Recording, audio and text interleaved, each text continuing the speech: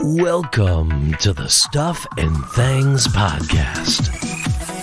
Your home for all stuff related to your favorite things in entertainment. Now, here are your hosts. Like a butterfly, sting like a bee. My name's Stephan with a V. Hello everybody and welcome to a new episode of the Stuff and Things Podcast. I am Sam, joining me to discuss the latest episode of Moon Knight on this Marvel Monday on our show. It's my partner in crime, returning once again, it's Stephan. Oh, hello there. Oh, hello. How you doing, old bean? I am very, very well, thank you. How are you? Yeah, I'm good, man. You're welcome glad. back. Thank you. You were in the good old US of A. I was, yes. It was jolly good. Yes. Jolly good. You appear to have gone Mary Poppins. What's going on? I thought this is what the guest host did on this show now. We have a radio telephone voice that we must use. She's going to listen to this, and I said that to you in confidence. I'm aware. No, it's fine. No, I confidence. I confided in you. Last week, episode 1, my lovely friend Kaylee joined me. We talked all about Moon Knight episode 1. Kaylee's a massive Marvel fan, and I know from the feedback we got, everyone really enjoyed her being on the show. She was brilliant, yes. Yeah, she was good. But I did tell you in confidence, I found it very funny that Kaylee definitely put on a phone voice when recording. You say confidence. It was on our other podcast. Yeah, but she may not listen to that podcast, but... Exactly, the confidence of you and other people. This she will listen to. But dear.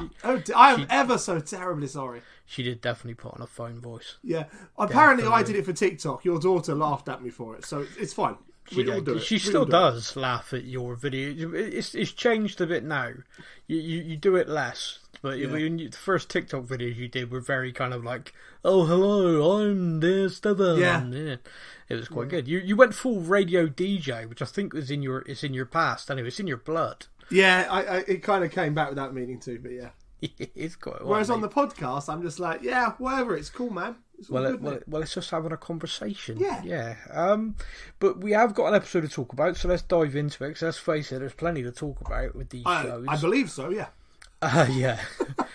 We are talking about Moon Knight. It's the first season, possibly only. We're still not sure yet. And it's episode 2. And the title of the episode? Summon the Suit. Yeah, I like that suit. I liked the... me and you have said this before. I always like it when you got the title and it kind of crops up in the show. You're like, they said it. Yeah, that was always a kind of a moment for me. Yes. Much like with Kaylee last week, I'm with this show. It's very difficult to go like, where do you start? So what I think I'm going to do is I'm going to just try and break down certain aspects of things and talk about different characters. Yep. So I want to open up talking about Mark Spector. Episode 1, we met Stephan with a V, and he was a shop clerk in a museum. Very demure, very kind of mild-mannered, and all of this stuff happening to him. We got to very much see the world through his eyes. In this episode, we again, very heavily with Stephan, but we are for the first time seeing Mark a little bit more, getting to know Mark a little bit more. Yeah, he's appearing through mainly reflections and things until nearer the end. Yeah. So I wanna kind of just try and put a few things to you and get your thoughts. So. Mark Spector is come across. He seems to use a military mercenary. That was alluded to in episode 1 and seems to be confirmed, would you say, in episode 2, given his military-like bunk and equipment that he's got in that storage locker?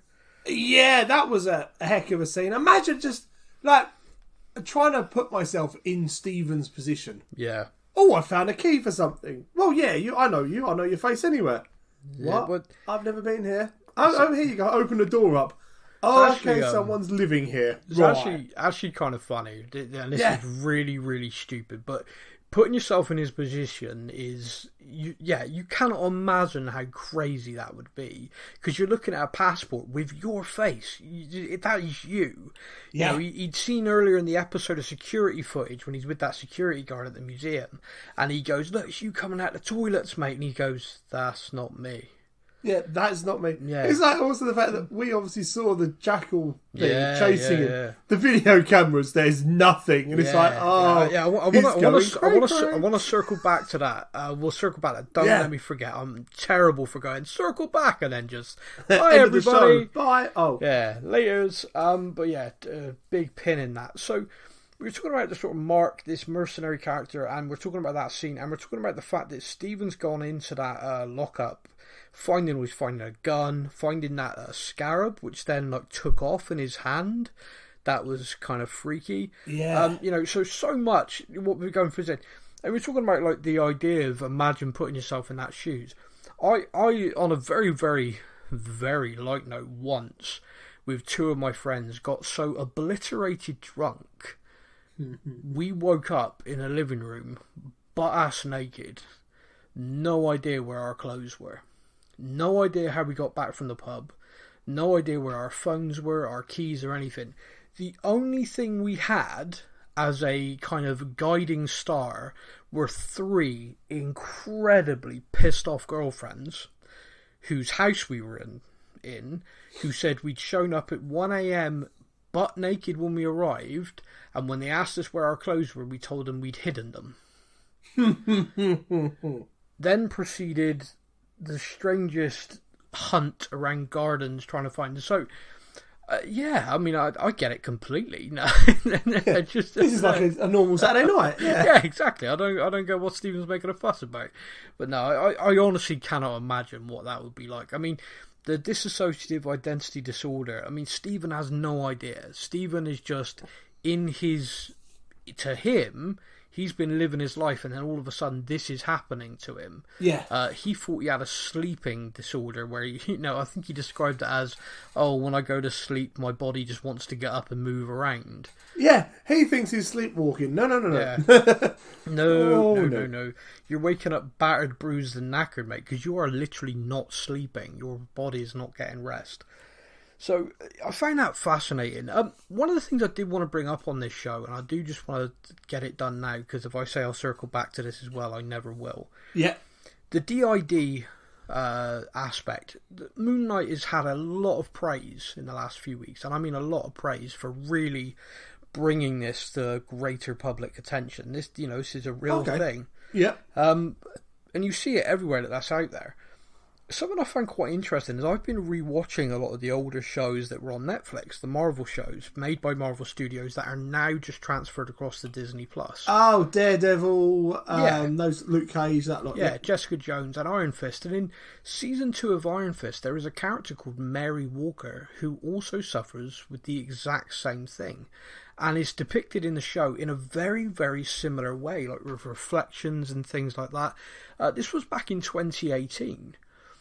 So it kind of, I don't know, it kind of took me off guard a little bit because I'd completely forgotten. I mean, Iron Fist, of the shows from that, the Defenders saga, as they're called on Disney Plus, was probably my least favourite of them. I must be honest, I remember the least amount of Iron Fist than I do of the other three. Yeah, I mean, I didn't, and it's funny because watching it again, I've enjoyed it loads. Like the characters in Iron Fist are brilliant, they're like really, really great. Like the Meachums, there's so much in there. There's really great stuff. And the problem I think I had the first time around was I didn't really get Danny Rand character. I didn't really understand that. But anyway, it's a separate show. But I find it interesting that this type of character was depicted before with this exact same thing. And Marvel Comics does have a history of these type of characters in it. So you could look as far as the guy who played the Mandarin then being a main character in Shang-Chi like 9 years later. Yeah. They are known for tying things together. Tying things together, but I'm more talking about in this, just the fact that the actual condition itself. They did portray this before, this has been done, and yet they're receiving loads of praise here. But back in 20, do you think that's a kind of a change in the public consciousness around mental health since 2018? Or do you think that perhaps it's just a case of Iron Fist wasn't watched by as many people? I think both, actually. Okay. I would go both. Like, mental health is a lot more of a thing now than it has been in the past. As in discussed. A lot more discussed, sorry. Yeah. It's a lot more open and out there. Yeah. Than it was. And Iron Fist, in all honesty, wasn't that out there. No. So, yeah, it could be a kind of a bit of both, in all fairness. Yeah, okay, well, I did find it interesting. But yeah, anyway, it's cool that they have done it before. I mean, it's like... it's different studios at the same time. So Marvel have done it before, but Netflix have done it before. Well, it was Marvel Studios who made the shows. Yeah. I mean, so it is a case of, but yeah, you're right. It was a collaboration with Netflix. A collaboration which, of course, all mention of now has been removed. So these shows have reverted to Disney Plus. And on a lot of stuff on Disney Plus, you will see like the old logos of the studios that Disney have purchased. Yep. Historic production companies, etc. But with this, I thought there might be just a little flash up on the screen, made in association with Netflix Studios, 2018 or something like that, and then gone. Yeah. Nope, not a damn thing. It is. They have been written out, and in removing it as well, you may have seen this. There's been a number of complaints that dedications to Stan Lee and a few actors who died in the series, etc., have also been removed. Disney have apologised, and they are trying to add them back. So I'm guessing it's something in the editing process of them clearing out Netflix, which has done that. But yeah, very odd, very odd. But yeah, so Moon Knight episode 2, like I said, we're talking about Mark, we're talking about Stephan. One of the things in this episode that we do see as well, and I'd love again to get your opinion on this. We get to meet Layla. We've had her referenced in episode 1. Now in episode 2 we get to meet her, and we get I don't know about you, but this hit me, the bombshell of I am your wife, Mark.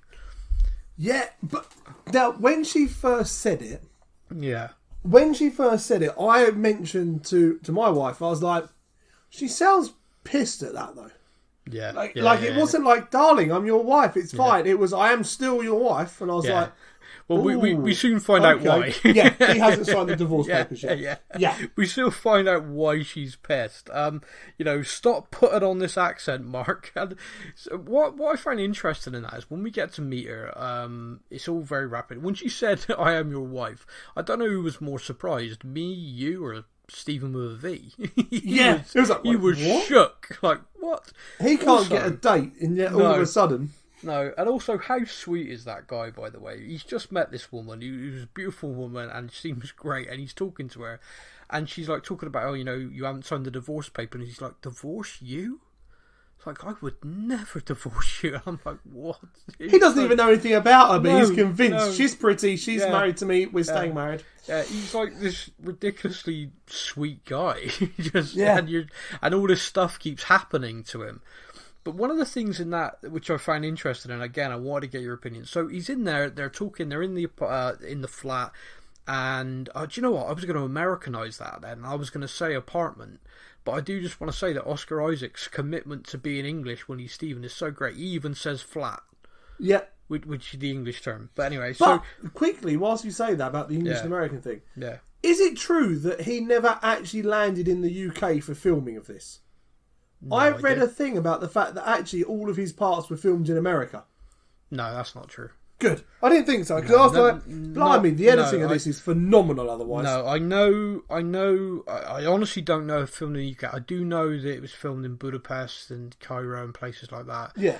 And I do know so in episode 1 where he's at the Natural History Museum, that's not the Natural History Museum. This week, when he's running towards it, that was the Natural History Museum. So could have been a body double running towards it, but I don't know. But it's he definitely moved. He definitely didn't film everything in America. I don't know where that's come from. No, it wasn't that. I was told he never set foot in England. Oh, maybe. I generally don't know. Most of his scenes are probably in sets, etc. Yeah, but maybe. But yeah, no, that was just one of those random ones, and I was like, if that's true, that's a hell of a good.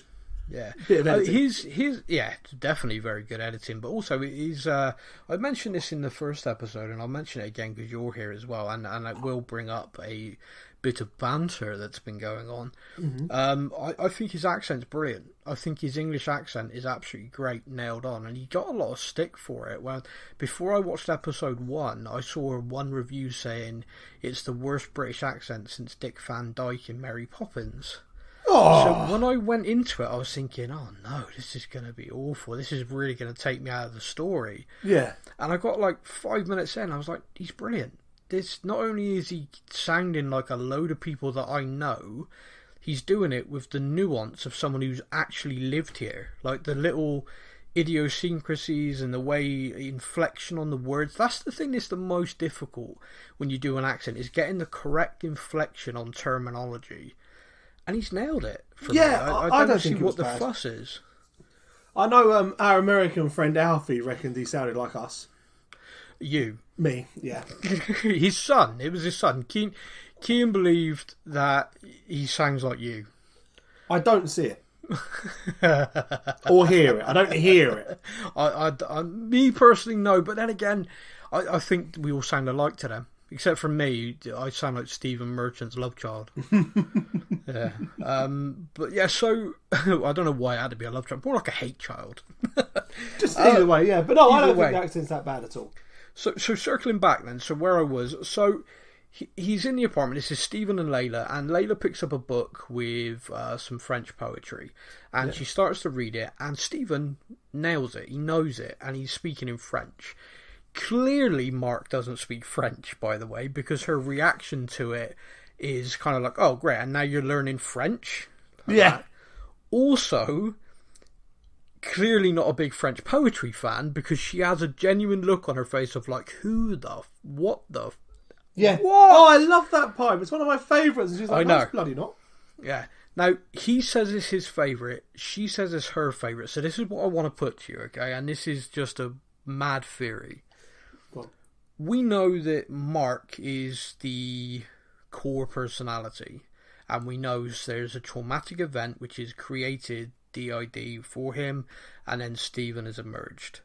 Yep. What if Mark, as a mercenary or agent of some kind, created legends and people that he pretended to be, and then the traumatic event happened, and they basically emerged as real personalities? And the reason why I'm saying that is because if he was going to create someone and base it on somebody he loves... Basing it on his wife would be a good start. Yeah. It just seemed like that was one hell of a coincidence. I mean, you know, there's probably loads of explanations to it, but... Well, yeah, she's studying all things Egypt. He works in the Egyptian gift shop. Yeah. Both speak French. Both love the same place. That's a decent shout. Yeah, talking about like the Egyptology, because one of the things I think we're going to see now, I think we're going to perhaps every episode I think is going to give us that little bit more of the backstory. In this one, for example, just continuing the scene we're discussing. Yep. 2 police officers show up. I say police officers in air quotes. I also just want to point out to everyone around the world watching, that's not how our police can act, okay? That is... When I was watching this, until they took him to see Arthur Harrow and it was clear they were just members of his cult, I'm watching this thinking, please don't let that be the impression that that's how the police The act next shot in this is actually country. he's in a cell and you're like, no, it doesn't happen like that. No, it really doesn't. I mean... The fact that the guy barged in, like, past him, and, oh, thanks for... And I'm watching it and thinking... Okay, well, that's a violation straight away. No, can't do that. Can't do that. Can't do that. Yeah, in real life, they come and visit you 12 times before you actually open the door. Yeah, exactly. Yeah. Have you got a warrant? No. Goodbye. Yeah. Have you got a probable cause to enter my premises? I don't think so. Get out. Also, the fact they went through his stuff, they had no reason to do that. They wouldn't have been allowed. It would have been inadmissible in court. So, look, all of this the police stuff, would have been sued if they did that in England. Literally, they would have lost their jobs, and he'd have walked away scot-free, even if they walked in and found a head in that bag. They had no reason to enter. But anyway, so I was kind of like, oh no, please don't do this to me. Don't ruin this show with something so awful. As it was, there are 2 cult members, and basically they were sent to get him, and I think they were sent not just to pick him up and take him to Arthur to try and find this scarab, but also to get in his head a little bit, because why in the hell, when that guy's driving, would she load up an iPad of like, oh look, he's a wanted murderer for all these people dead in Cairo in a dig, you know, really getting at him, and then they left the car with a walkie-talkie on. So Arthur could hear what he was saying in the car, and literally overheard him talking to himself. Basically, Stephen was arguing with Mark. Yeah. So it felt very much like a setup. Oh, like hugely. They did it to antagonise him, to get to him, and then basically sit back and see how he acts. And the radio starts talking back to him, and it really freaks him out. That really freaked him out, yeah. So in this scene then with Arthur, we very quickly learned something which, again, was a bit like, what? He's the former avatar of Khonshu. Yeah. What did you... I mean, that rocked me. And the fact that he was going, can you hear him right now? And Stephen's going, yep. Is he telling you to kill me? Yep. Yeah, pretty much. Yep, pretty much. Yep. Let me guess. Like, break his windpipe. Justice. Yeah. Can you hear him then? He's like, no, I can't hear him anymore. It's like, well, clearly he was his avatar for a while, because you knew him. He knows Khonshu. Yeah. And then he starts talking about how, he'll tell you it's one last job, but it'll never be one last job. And Stephen sat there going, I have no idea what you're on about. I can just hear a voice. Yeah, I mean, that's the thing as well. He's saying all this to Stephen, and Stephen is just, I work in a gift shop, mate. I don't know what you're doing. I don't know what you're on about. But yeah, you're right. There is this big Egyptian god. I can see him over your shoulder, and he's telling me to break your windpipe. But look, I ain't gonna do it. I don't know. Yeah. They take him in there. He's saying it gets him a nice lentil soup because he's vegan. Yes. Like me. Also, a little detail. Did you notice every time Arthur stepped, or when he kicked the football, you could hear the glass in his shoes? Oh, I didn't. Yeah. I know the glass in the shoes. That was obviously the very first bit of the first episode that left me going, what the heck? Yeah. Well, apparently it's an ancient meditation thing. Like, you can get yourself into a deep meditative state. Easy for you to say.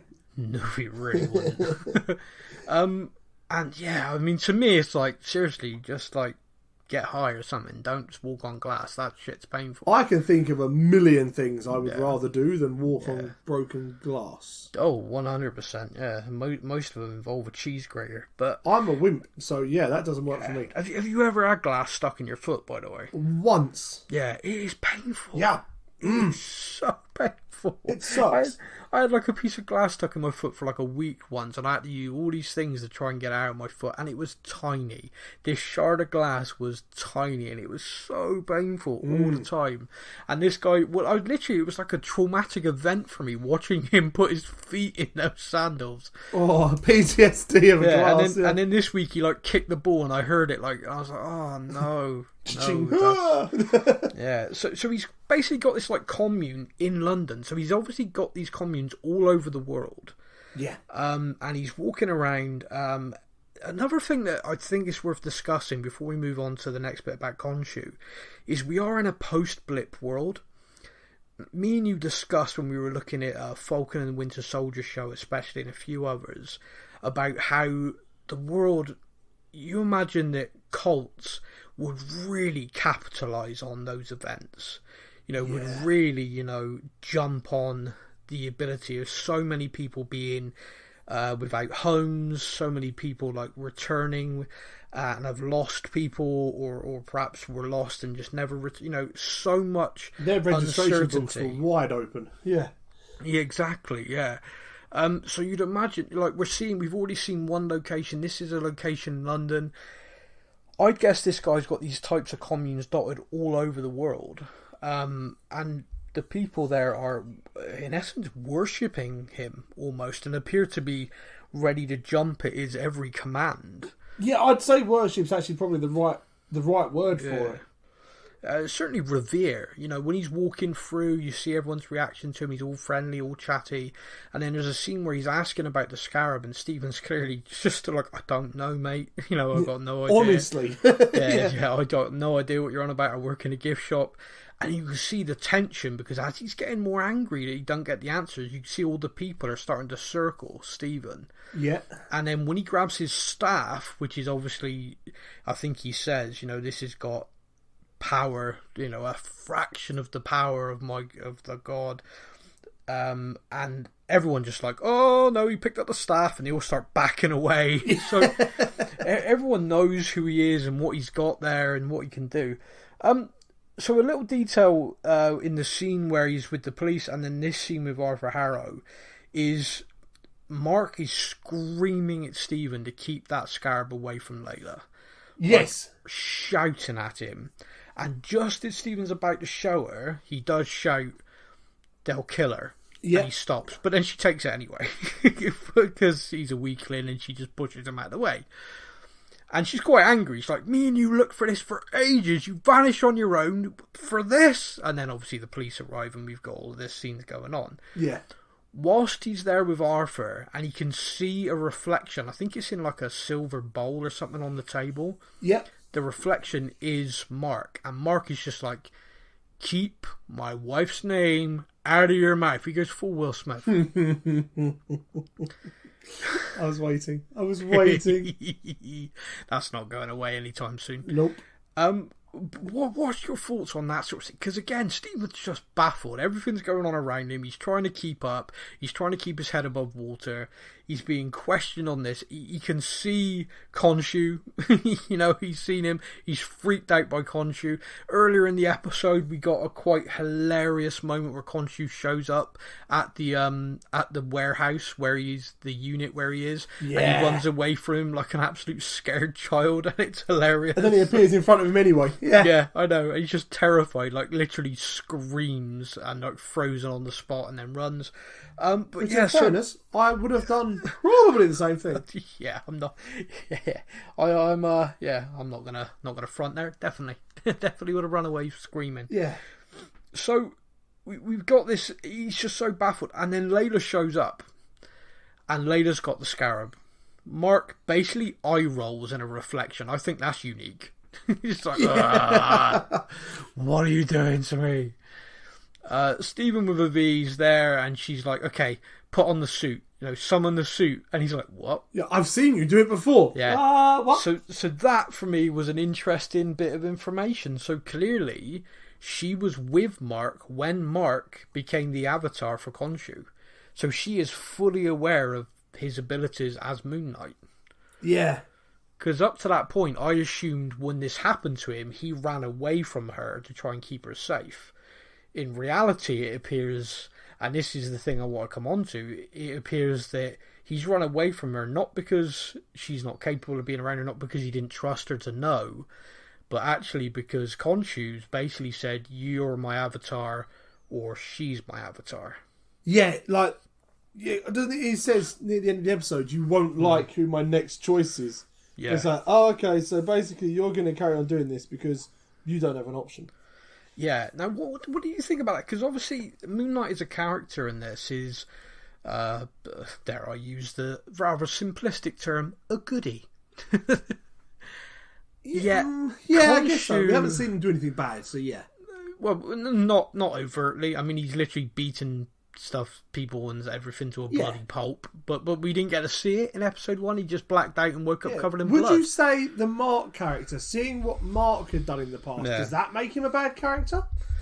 Well, it's interesting because I'm curious to know if Mark did that. Mark basically said this more complicated.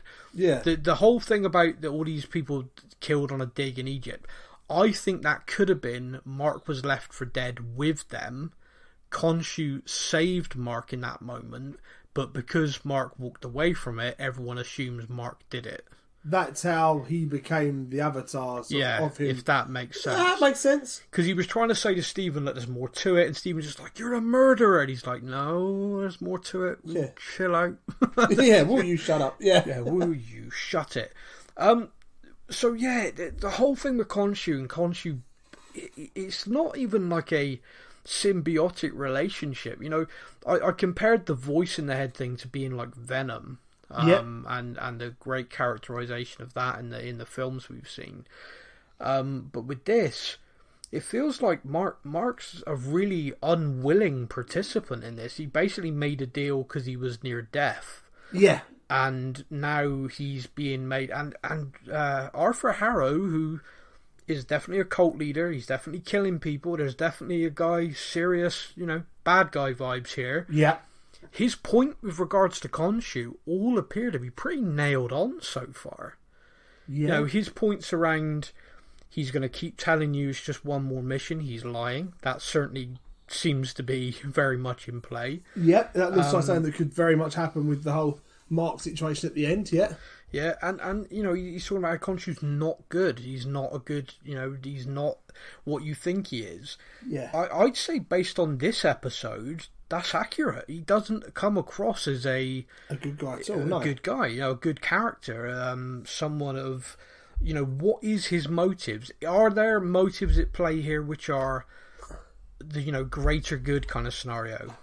Greater good. I don't know, like, even so, like, I wouldn't even put down the character as, like, trustworthy either, you know what I mean? Like, no. So that's going to be a very interesting dynamic that we find out in the next few episodes, I guess, because is it going to be that actually it's going to be one of those ones where we're led down the garden path, get to the door and go, wait a minute, we got this all wrong.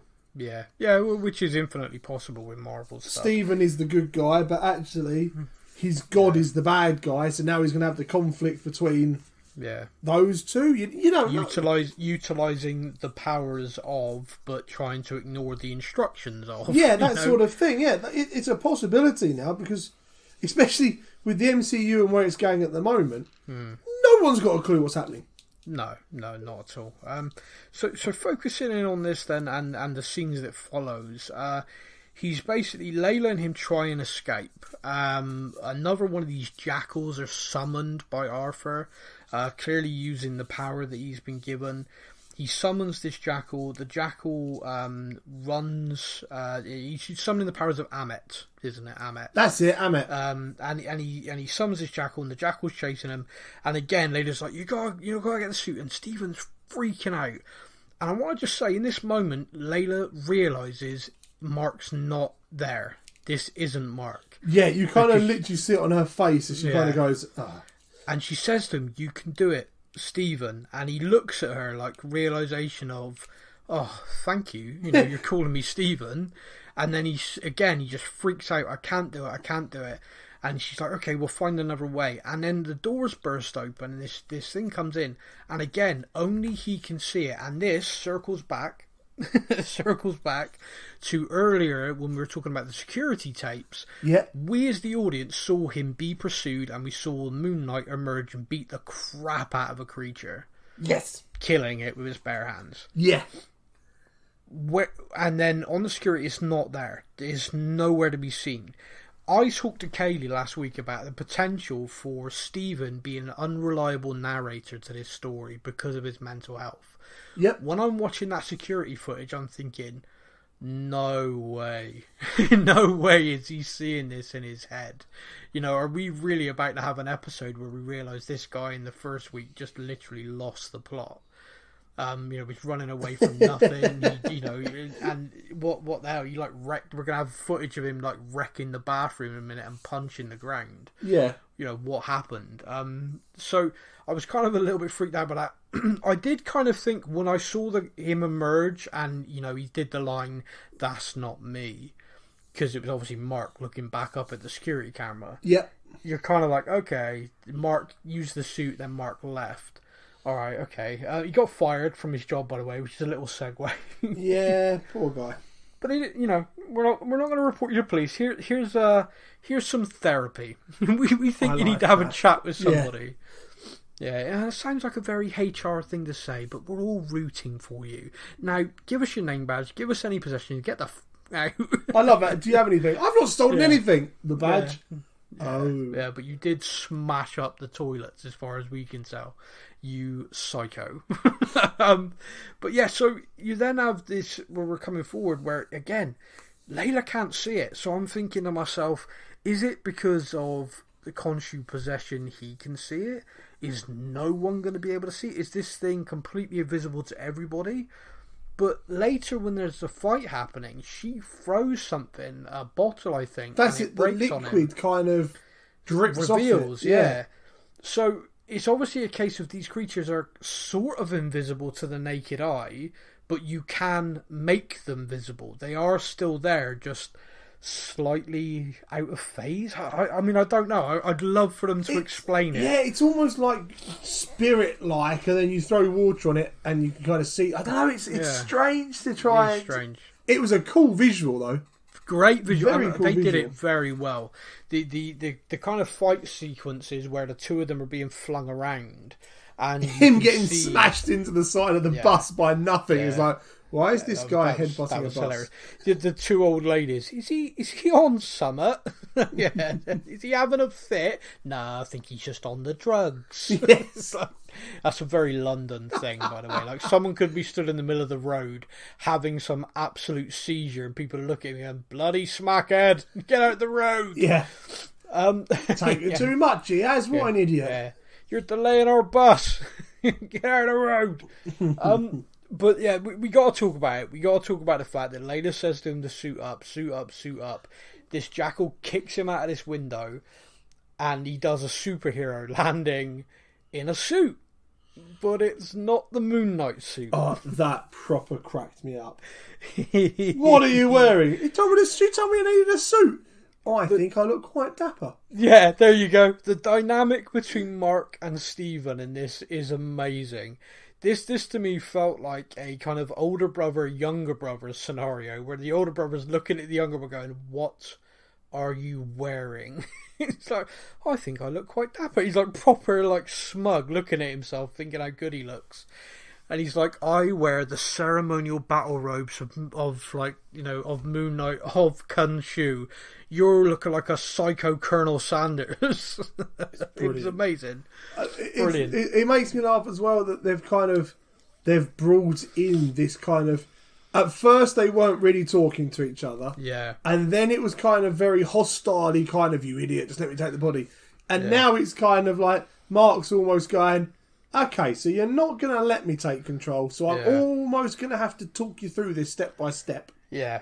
Yeah. What the fuck are you wearing? And he even encourages him. I mean, on our intro, and I can't not mention it, the whole, like, he's saying to him, you can't do this, let me take over, I can't. And he goes, yeah, I can. I'll give it a try. Right, you over there, float like a butterfly, sting like a bee, I'm Stephen with a V. And then cracks him with a left hook, I think. Yeah, and then Mark's like, that was a good punch. Mark's like, that was a good punch, well done. However, look around, there's loads of people here, someone's going to get hurt, let me deal with it. And so Stephen surrenders the body, Mark takes over, and he basically then becomes Moon Knight, the ceremonial robes of Khonshu. Yeah. That's a brilliant... You know, like, you see the suit-up scenes, like, with Iron Man and stuff. Yeah. I would put this with that. I loved that scene where he transforms. I loved it. You can even see the golden armour appearing underneath the robes. Yeah. It was great. Doesn't look as dapper, though, does it? You know. Mate, no, not Mr. Knight. No, you're not gonna look as dapper as when he's rolling up his sleeves. Come on, then took off his jacket. By the way, proper gentleman fighter. Yeah, I'm surprised he didn't take his watch off as well. But yeah, it's quite funny. So there definitely seems to be a difference between Mr. Knight and Moon Knight. Oh, big time. There is definitely a difference. One of them floats like a butterfly. The other one definitely stings like a bee. Yeah, 100% Stephen with a V. Yeah, so now what I find interesting is Layla then knows that's Mark. And she speaks to him in a more kind of, you're going to understand when I say, get it out of here. Yeah. You know, because there's people. And Mark does just that. He literally leads it away.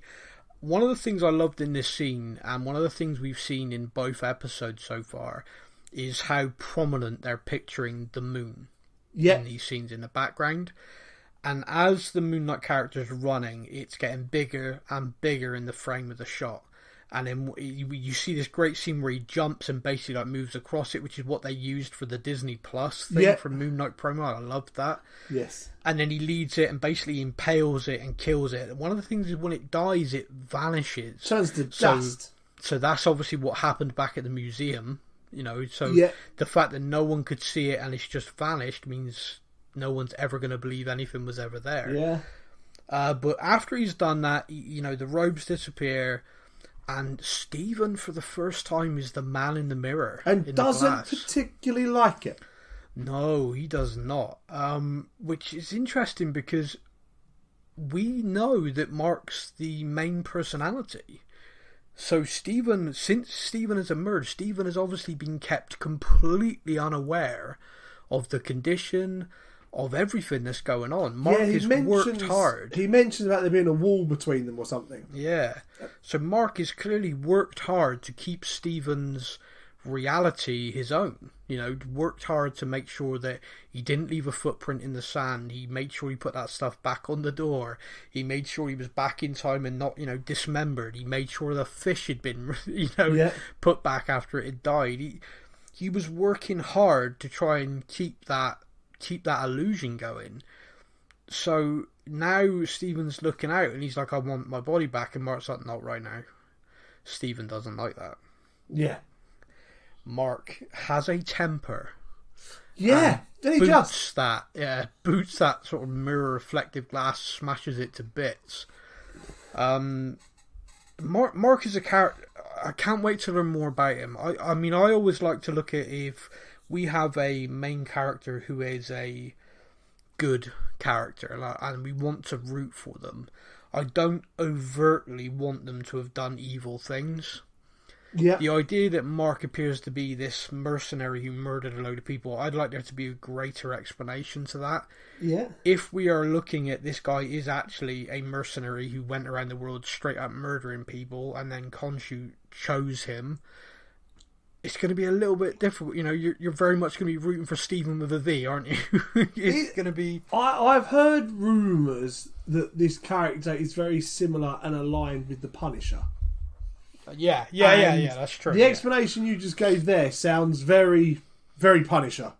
Yeah. Mercenary, goes around killing people, yet you still can't help but kind of like him. Yeah, don't get me on Frank Castle, man. That guy's my hero. Yeah. And shouldn't be. He should not be. He should be nobody's hero. But yeah, the Punisher, loved that guy. Loved the show, loved the comic, brilliant. But yeah, there is a very, very funny still from a comic between the Punisher and Moon Knight that I sent you. Yes, yep. Which I think depicts both of them as just absolute savages to each other. Yes. Where Frank Castle says to Mark, are you still crazy? And he goes, yeah, you still were upset about your dead family or something like that. Yeah, it's a brutal thing. What? And also, just quickly, you say about the comic books. Yeah. Did you notice, or did you hear about, when Stephan is shown his locker... Yeah, the QR code. Yeah, the QR code takes you to a readable comic featuring the Moon Knight on the website. Yeah, I'm guessing we're going to get these in every episode, because there was one in episode 1 I saw people point out. No, see, I missed that one. Yeah, I didn't see it at all, and only because I saw that pointed out when I was watching episode 2. I was just keeping an eye to see if a QR code showed up anywhere else, and yeah, at the locker it was the same QR code. So you get to this issue of Moon Knight online if you scan it. That's a strange thing, making TV interactive now. Don't you think? It's kind of a bit odd to me. We've had 3D, cool. And now we have full-on interactive. Yeah. Now we have QR codes. I mean, at what point are we going to get a mystery show where QR codes are used and you as the audience are trying to solve the mystery via the clues and stuff like that? But anyway. Mate, that's awesome. I'm in for that. Yeah, I've just given an idea to a studio somewhere. Yeah. Yeah, copyright Stuff and Things podcast. There you go, it's mine now. Paintings in das ass, thank you. So I've got a little something for you as well. Okay. I'm going to put this to you. In the comics, there is a third personality, and when I was watching the show, I was watching it's Mark and Stephan. There's only 6 episodes, and I thought to myself, I think they're only going to use 2 for the purpose of TV. I think using 3, it could become really confusing. I think you could really struggle with that. Yeah, if that makes sense. They've made the difference between the two. Mark's got more rugged hair and a bit darker eyes. Yeah, really that sort of thing. The little subtle bits where if you put them side by side, you could tell, almost like having twins that are non-identical. You got it, yeah. And me and you have got me and you talk about a lot of comic book adaptations to the screen, mm-hmm. and one of the recurring themes in a lot of our discussions about that is that not all comic book can translate to TV. Yep.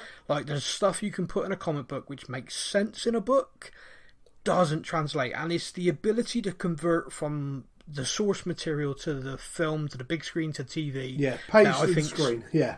I think Marvel Studios stand apart on that. I think if you look at DC and the mess they're in with Warner and stuff, they just don't get it. They just cannot ever get that right. Marvel Studios have done it. A few of the others have done it brilliantly as well. But with this, I looked at it straight away and I thought to myself, no, I think they're going to stick to 2. I think they're going to stick to 2. Mm-hmm. I'm now convinced they're not. I'm now convinced we've already seen evidence of the third personality. Yeah? Yeah. So, Mark clearly still loves Layla. Would you agree with that?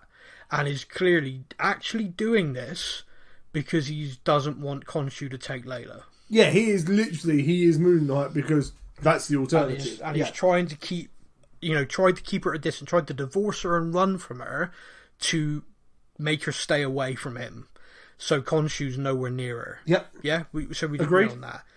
So why would he ask a girl on a date for a steak? I don't think he did. And we know Stephan didn't. Because he's vegan and didn't like eating a steak. So who did? Yeah. I think that's evidence of Jake Lockley in the comics.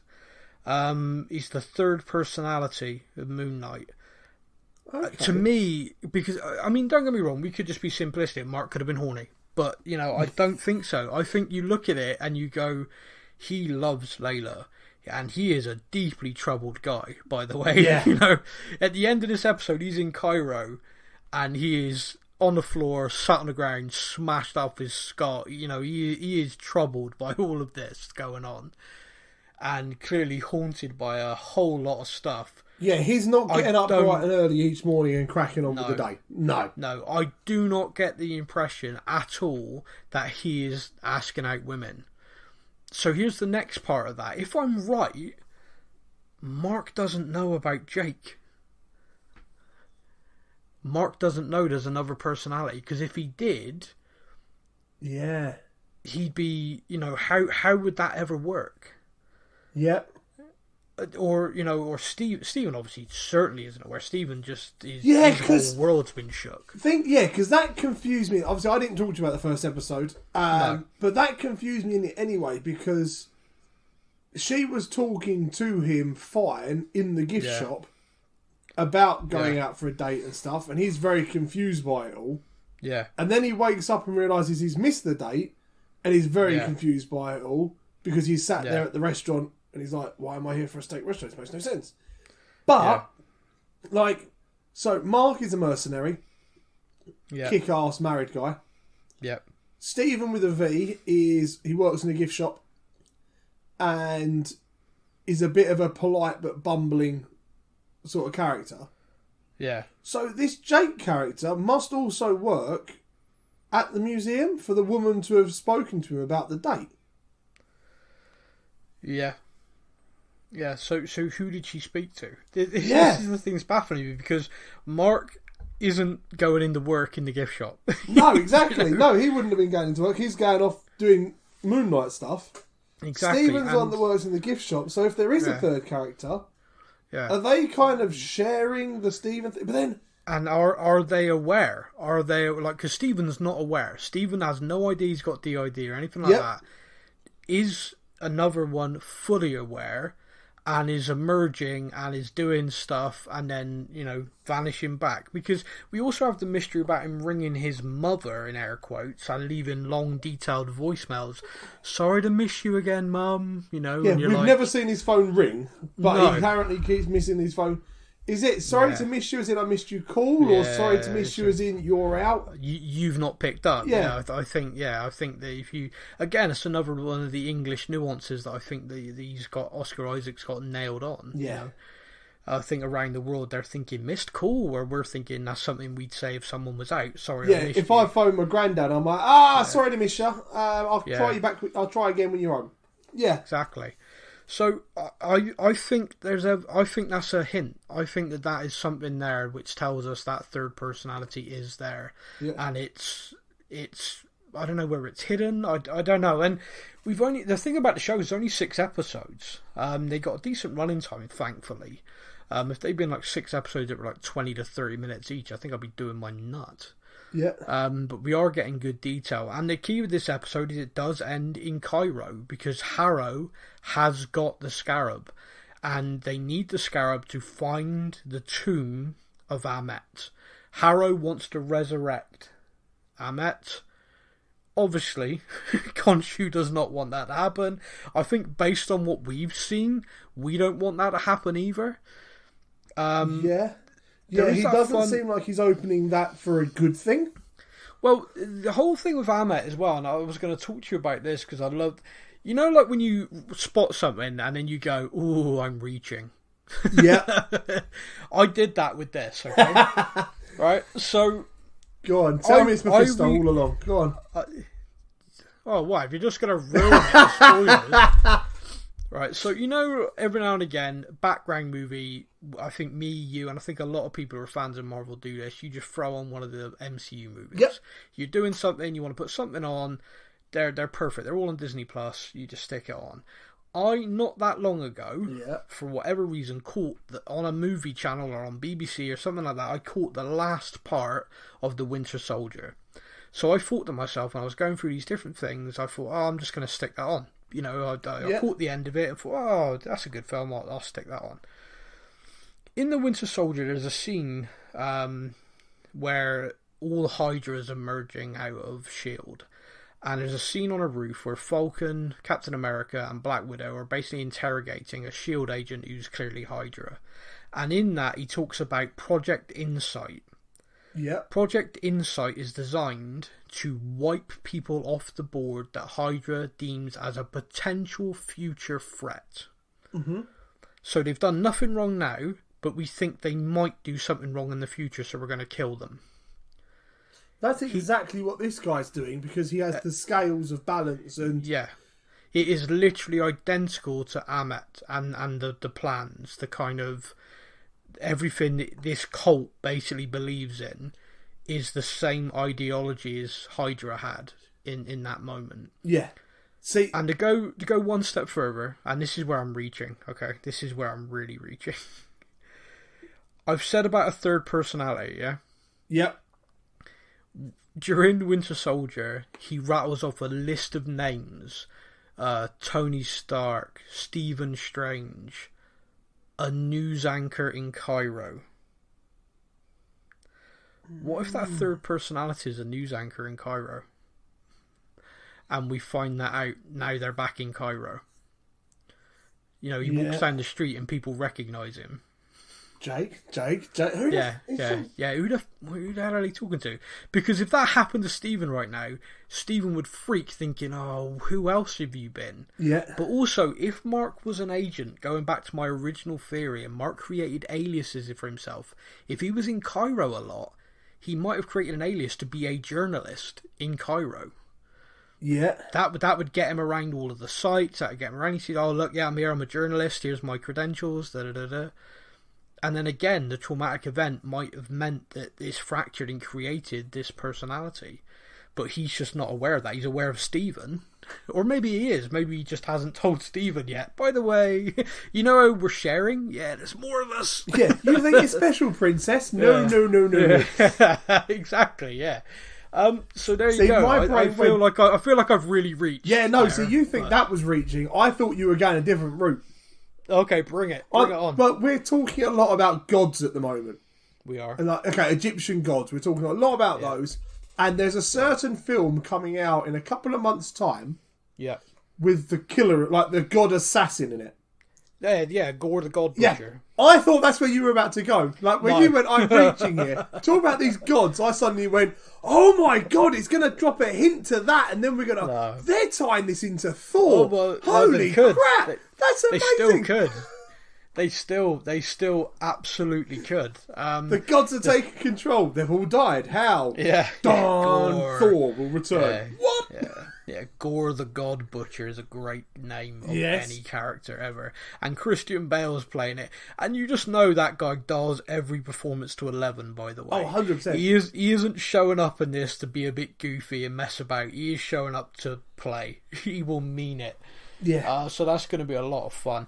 With Taika directing as well, it's always going to be a lot of fun. Yes. But with this, I could be reaching. I could be coming up with, 1 and 1 makes 57. Yeah. But I'm enjoying it. I'm enjoying the fact that I am genuinely confused 90% of the time, and I'm depicting things. It feels like WandaVision again, but very different at the same time. Like, WandaVision was goofy funny. Yeah. Like, that was, to quote another podcast we do, I have no idea what's going on in the most wonderful way. Yeah, fair play. That was WandaVision. I texted you after this episode, and I was like, dude, I don't get it. No, like, I just don't get it. And I'm like, what I mean by that is, it wasn't so much. I understand the storyline. And kind of what's going on with that. So I'm keeping up with that, which is nice. Yeah. What I was saying to you is I don't get where this is going to tie in.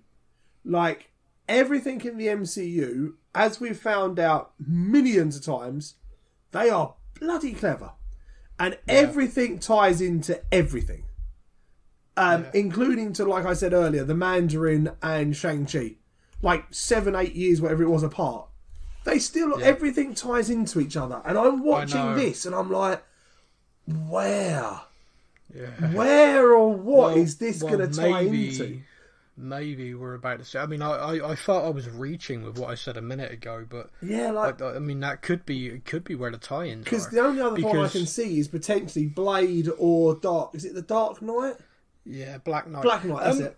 I mean, because they're in Dark London. Knight's Batman, different, different thing. Very different, yeah. Moon Knight, Dark Knight, yeah. Comic books rip each other off so much, it's getting really confusing. Wait till next week when we meet Shepherd's Delight. Yeah, all sorts from out there. It's all good. Nicely done. We don't know. I mean, it's the beautiful thing where this is going to tie in.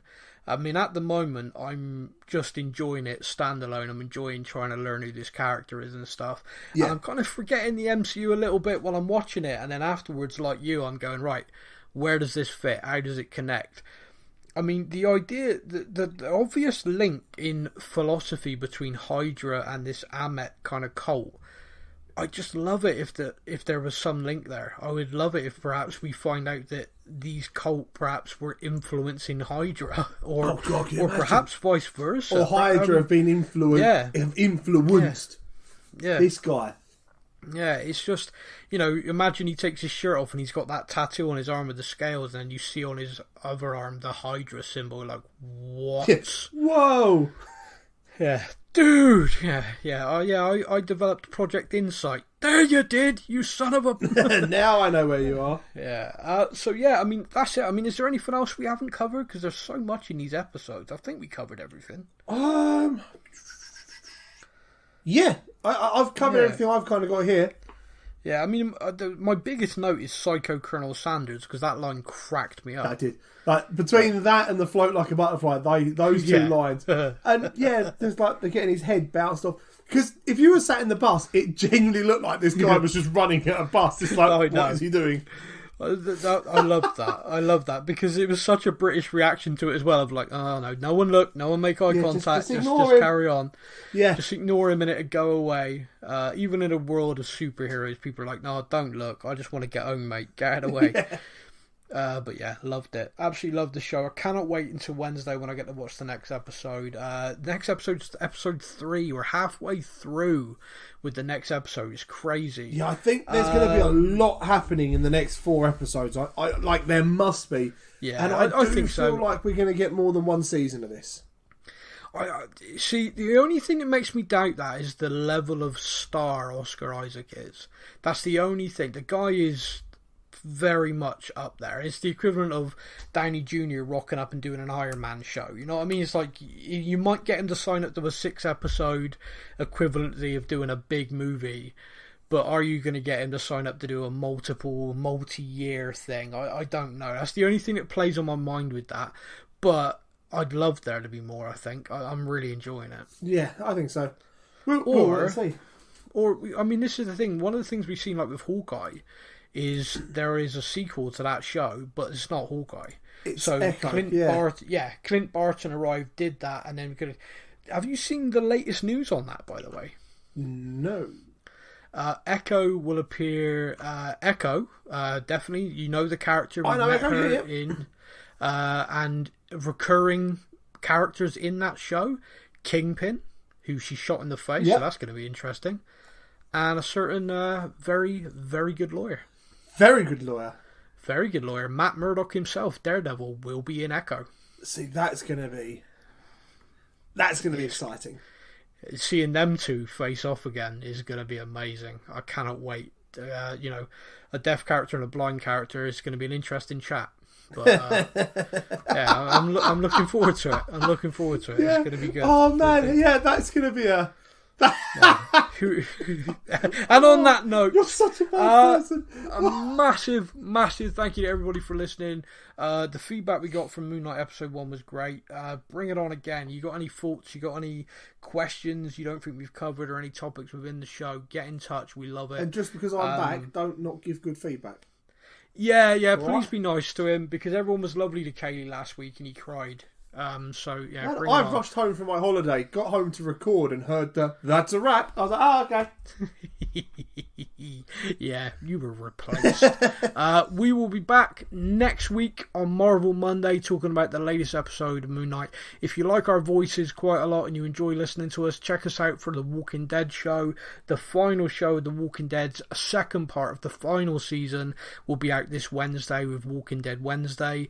And we have got so much more coming, both from the Star Wars universe, the Marvel universe, the Walking Dead universe, and The Boys. The Umbrella Academy is going to be an incredibly busy podcast in the coming months. I can't wait. It's going to be great fun. But until next week, you take care, everybody. I'm sorry, Kaylee, but have a tip-top afternoon, everybody. Thank you for listening to the Stuff and Things podcast. We hope you enjoyed the show. You can find us on Facebook or online. Simply search the Stuff and Things podcast to join in our conversation every week.